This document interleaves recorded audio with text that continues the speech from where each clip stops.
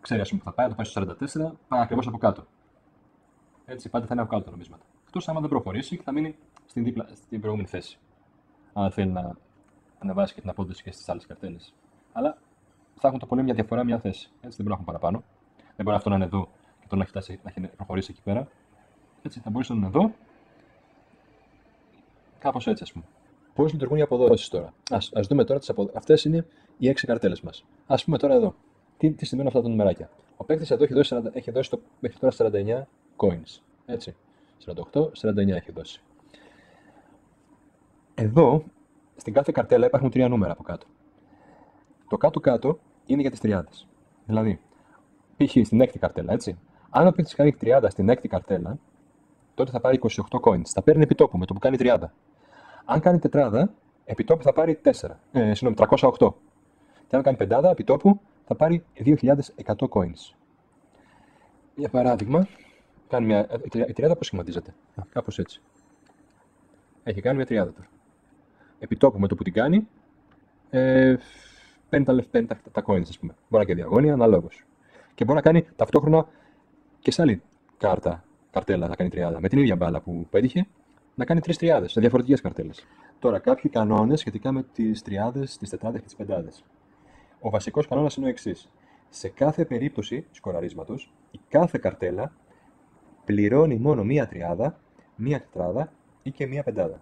Παράδειγμα, πετυχαίνει το 5, το ενεργοποιεί το 5 σε όλες τις καρτέλες και ας πούμε στην τρίτη καρτέλα, το 5 σχηματίζει κατευθείαν 2 τριάδες.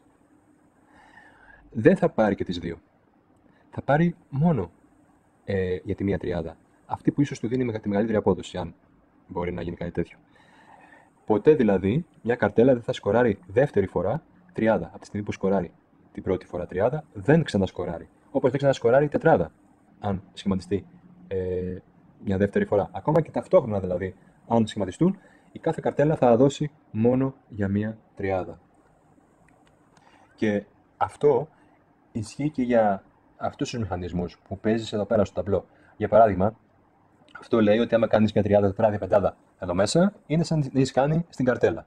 Άρα λοιπόν, αν ένας παίκτης, ας πούμε, φέρει το 11 και σχηματίσει μια τριάδα εδώ, αν έχει ήδη κάνει τριάδα στην καρτέλα του, δεν θα του δώσει τίποτα απολύτως. Γιατί είχε κάνει προηγουμένως τριάδα, ας πούμε. Δεν θα την πάρει την τριάδα. Ακόμα και αν αυτό το 11 εδώ σχηματίσει ταυτόχρονα μια τριάδα εδώ, για παράδειγμα εδώ το 11 κάνει τριάδα. Δεν θα την πάρει, θα πάρει μία από τις δύο. Το ίδιο πράγμα είναι, έτσι. Έχουμε πει μέχρι τώρα τι επιλογή έχει ο παίκτης, θα συνεχίσει να ανεβάζει τα νομίσματά του, έτσι.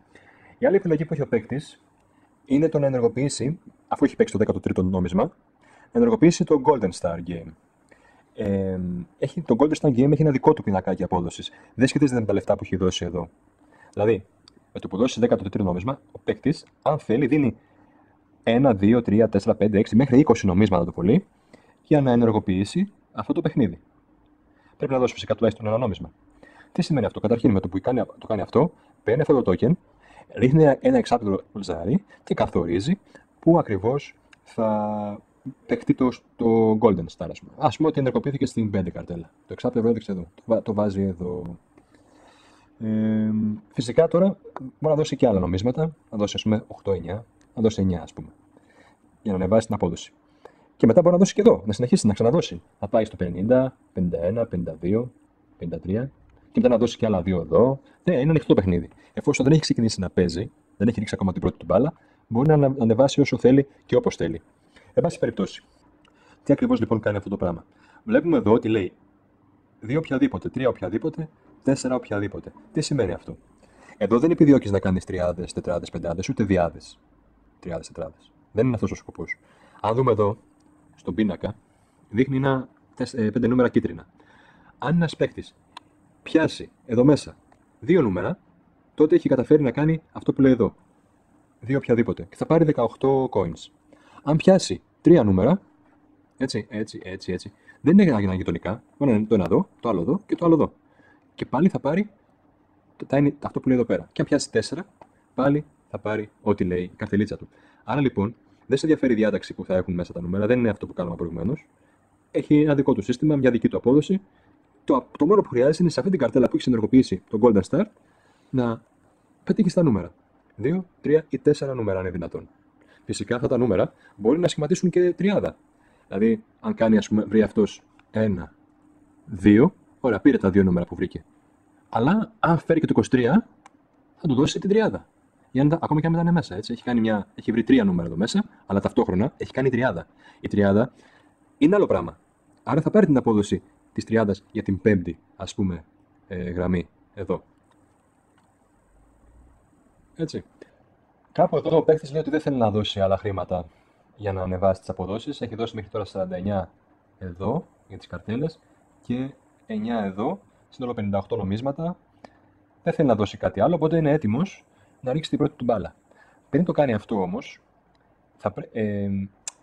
θέλει να δει εδώ πέρα. Πάμε λίγο εδώ να δούμε. Υπάρχουν κάποια χρωματάκια. Υπάρχει ένα κόκκινο, εδώ πάνω. Με το που βάζει το πρώτο σου νόμισμα είναι το κόκκινο. Και μετά στο 31, στο 61 και στο 91 υπάρχουν κάποια χρωματάκια. Τι κάνουν αυτά τα χρώματα? Όταν ένας παίχτης προσεγγίσει ή περάσει με το μαύρο του πιόνι ένα από αυτά τα χρώματα, ή περισσότερα, τότε έχει το δικαίωμα να τραβήξει κάποιες κάρτες. Υπάρχει ένα ταμπλό εδώ, με κάποιες κάρτες. Στην προκειμένη περίπτωση, ο παίχτης τι έχει τραβήξει, τι έχει προσεγγίσει? Σίγουρα έχει κάνει το 1, εδώ, και έχει προσεγγίσει, έχει φτάσει στο 31, το έχει περάσει και το κίτρινο χρώμα. Το πράσινο ακόμα δεν το έχει φτάσει και το μπλε. Λοιπόν, θα έπρεπε να έχει δώσει δηλαδή και άλλα νομίσματα για να φτάσει στο 61, ας πούμε, έτσι. Είναι ακόμα στο 49. Έχει λοιπόν το δικαίωμα να τραβήξει κόκκινες και κίτρινες κάρτες. Έρχεται εδώ λοιπόν και ξεκινάει με το κόκκινο. Τι λέει εδώ πέρα πάνω? Λέει, τράβα μία κάρτα και ρίξε ένα εξάπλευρο. Αν φέρεις 5 και 6, τράβα και μία δεύτερη κάρτα. Τραβάει λοιπόν την κάρτα την πρώτη, έχει αυτή την πλάτη και γυρνάει. Τι λέει? Μία super line. Τι ακριβώς είναι αυτό το πράγμα, η super line? Παίρνει από εδώ ένα τοκενάκι που λέει super. Ρίχνει ένα ζάρι τυχαία, 6. Στην έκτη καρτέλα ενεργοποιείται η super line. Ανάβει. Τώρα, σε αυτή τη γραμμή, οριζόντια δηλαδή, όταν ο παίκτης κάνει μια διάδα, θα θεωρείται ότι είναι τριάδα. Άμα κάνει μια τριάδα, θα θεωρείται ότι είναι τετράδα. Και άμα κάνει τετράδα, θεωρείται αυτόματα ότι είναι πεντάδα. Αυτή είναι το πολύ ωραίο που κάνει η super line. Μπορεί να ενεργοποιηθούν και περισσότερες από και εδώ και εδώ και εδώ. Έτσι. Τώρα, εδώ τι λέει? Ρίξε το ζάρι. 5 και 6, τράβα και άλλη κάρτα. Έφερε 2, δεν τραβάει τίποτα. Πάμε να τραβήξουμε και από την κίτρινη. Τι λέει? Τράβα μία κάρτα και ρίξε ένα εξάπλευρο. 1 ως 3 corner, 4 ως 6 super line. Δηλαδή, τραβάμε μία κάρτα. Τι λέει? Μία corner και μία super line. Πολύ ωραία. Έχει το ζάρι για την corner. 6. Παίρνει το τοκενάκι της corner και το βάζει εδώ. Τι σημαίνει αυτό? Αν πιάσει τα 4 νούμερα σε αυτή την καρτέλα, τότε έχει κάνει πεντάδα. Θεωρείται ότι έχει κάνει πεντάδα.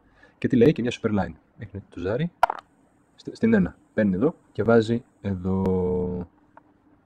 Πολύ ωραία. Έχει κάνει λοιπόν 2 super line και μια corner. Εδώ επίσης του λέει να ρίξει ένα εξάπλευρο και αν φέρει 1 ως 3 corner, 4 ως 6 super line. Έφερα 1. 1 ως 3 είναι corner, άρα σε ποια θα το κάνει? Στην 3. Ωραία, ενεργοποιήσαμε και την 3. Τα 4 νούμερα, έτσι. Πάντα δηλαδή, όταν είναι να βάλεις μια super line ή μια corner, πάντα ρίχνεις ζάρι ξεχωριστά για την κάθε μία, για να δεις σε ποια καρτέλα θα ενεργοποιηθεί. Και αν τυχόν εκεί που πας να ενεργοποιήσεις την corner π.χ. υπάρχει ήδη corner, απλά χάνεται σε αυτή την περίπτωση. Ένα σημείο τώρα, βασικό. Είπαμε προηγουμένως ότι κάθε καρτέλα πληρώνει μία τριάδα, μία τετράδα και μία πεντάδα. Τι γίνεται στην περίπτωση που το super line είναι ενεργοποιημένο και ας πούμε ο παίκτης χτυπήσει το 15. Σχημάτισε τώρα μία τριάδα και άλλη μια τριάδα. Στην ουσία είναι 2, αλλά επειδή είναι στη super line είναι τριάδα. Πάλι θα πάρει μόνο τη μία, έτσι. Μόνο τη μία τριάδα θα πληρώσει. Αν όμως είναι κάπως έτσι, τι γίνεται τώρα εδώ? Λοιπόν, εδώ έκανε μια τριάδα. Όμως προηγουμένως είχε μια διάδα στη super line, που στην ουσία είναι τριάδα. Άρα η τριάδα που έκανε τώρα δεν έχει καμία ισχύ. Είχε δώσει την τριάδα η έκτη καρτέλα, γι' αυτό εδώ, στο super line. Τώρα μπαίνει εδώ, αυτό δεν έχει καμία αξία, είναι τριάδα, αλλά εδώ είναι τετράδα. Η τετράδα φυσικά θα πληρωθεί κανονικά. Καταρχάς, το πρώτο πράγμα που πρέπει να κάνει εδώ είναι το να επιλέξει αριστερά ή δεξιά. Δηλαδή να έρθει να κοιτάξει εδώ και να αποφασίσει πού θα πάει την μπάλα. Δηλαδή, πόση δύναμη θα βάλει, να φύγει πολύ δυνατά, πολύ χαμηλά να πάει έτσι, να χτυπήσει, να ξαναγυρίσει πίσω, κάπως έτσι. Αφού λοιπόν επιλέξει μια από τις δύο πλευρές, δηλώσει μια από τις